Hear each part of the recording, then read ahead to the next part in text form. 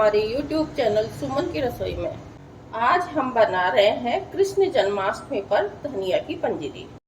इस भोग को लोग मंदिरों में और अपने घरों में ठाकुर जी को चढ़ाने के लिए बनाते हैं, क्योंकि ये भोग ठाकुर जी को बहुत प्रिय है।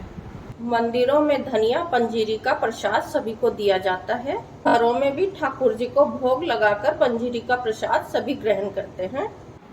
चलिए इसे बनाना शुरू करते हैं। प्रसाद बनाने के लिए हमने कुछ सामग्री ली है। 1 बड़ा चम्मच चिरौंजी, 1 बड़ा चम्मच तरबूज के बीज, 1 बड़ा चम्मच किशमिश, 1 कटोरी मखाना, 2 छोटा चम्मच कटी हुई पिस्ता, 1 बड़ा चम्मच काजू टुकड़ी, 1 बड़ा चम्मच बादाम, आधा छोटा चम्मच अजवाइन, 1 छोटा चम्मच सौंठ, गुलाब की पत्तियां, सूखा नारियल का गोला, 1 कटोरी सूखा धनिया और धागे वाली मिश्री। साथ में लेंगे 2 छोटा चम्मच गोंद। सबसे पहले हम धनिया को पीस लेते हैं। धनिया हमें बारीक नहीं पीसना है, मोटा पीसना है, यानी दरदरा पीसना है। धनिया को हमने पीस लिया। अब मिश्री का धागा हटाकर हम मिश्री को भी पीस लेंगे। मिश्री को भी हमने पीस लिया है। अगर आपके पास ये धागे वाली मिश्री ना हो तो आप इसकी जगह दाना चीनी भी पीस कर ले सकते हैं। अब मैं बादाम के 2 टुकड़े कर लेती हूँ। आप चाहो तो बादाम साबुत भी रख सकते हैं और आप चाहे तो इस तरह से 2 भाग भी कर सकते हैं। बादाम के टुकड़े करने के बाद अब हम नारियल को कद्दूकस कर लेते हैं। हमें जितना ज़रूरत होगा उतना नारियल को हम कद्दूकस कर लेंगे। हाफ नारियल का बुरादा भी ले सकते हैं।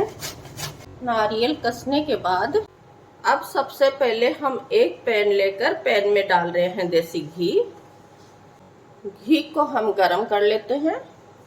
घी गरम होने के बाद हम पैन में डाल रहे हैं गोंद।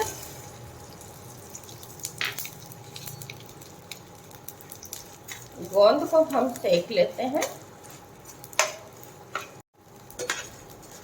गोंद को हमने सेक लिया है। गोंद पूरी तरह से फूल गया। अब हम गोंद को एक प्लेट में निकाल लेते हैं। पैन में डाल रहे हम देसी घी। गैस की आंच हमें कम रखनी है। पैन में डाल रहे हैं हम बादाम। बादाम को 5-7 सेकंड के लिए सेक लेते हैं। हम 5-7 सेकंड बाद डाल रहे हैं काजू। काजू को 5-7 सेकंड सेकने के बाद हम डाल रहे हैं मखाने। मखानों को भी हम 5-7 सेकंड के लिए सेक लेते हैं। अब पैन में डाल रहे हैं चिरौंजी। चिरौंजी को भी हम 3 से 4 सेकंड के लिए सेक लेते हैं। तरबूज के बीज, इनको भी हम 5-6 सेकंड के लिए सेक लेते हैं। नारियल, पिस्ता, किशमिश, इनको भी हम हल्का सा सेक लेते हैं। सभी ड्राई फ्रूट्स अपनी पसंद के अनुसार कम या ज़्यादा ले सकते हैं। सभी चीज़ों को जलाना नहीं है, हल्का सा सेकना है। गैस की आंच कम रखनी है।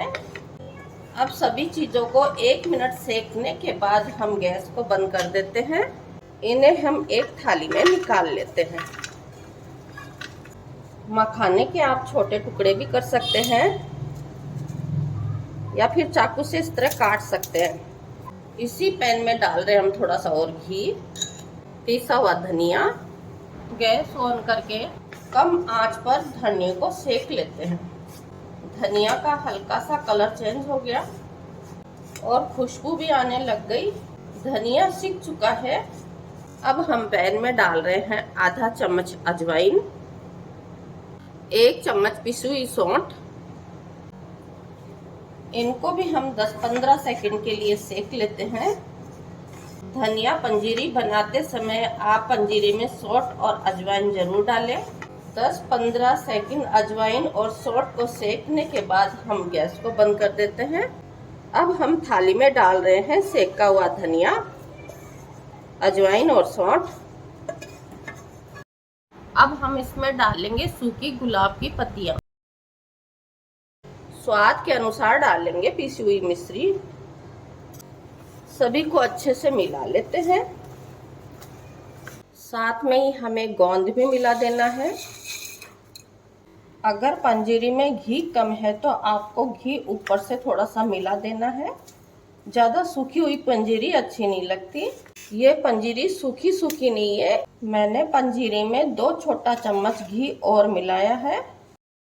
ना ही हमें पंजीरी को ज़्यादा सूखा बनाना है और ना ही इसमें ज़्यादा घी मिलाना है। अगर पंजीरी में घी सही मात्रा में होगा तो पंजीरी बहुत ही स्वादिष्ट बनकर तैयार होगी। धनिया पंजीरी बनकर तैयार है।